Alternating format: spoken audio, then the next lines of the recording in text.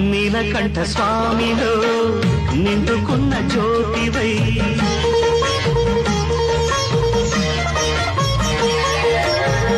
సత్యమైన వెలుగులో దత్తాత్రేయ రూపమై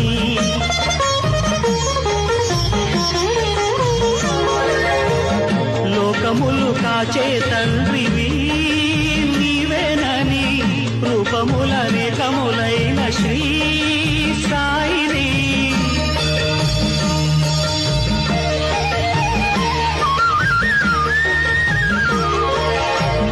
నమ్ముకున్న వారికెల్లా నారాయణాత్మవై కుమ్మరించు వరములే సుఖ శాంతి నెలవులై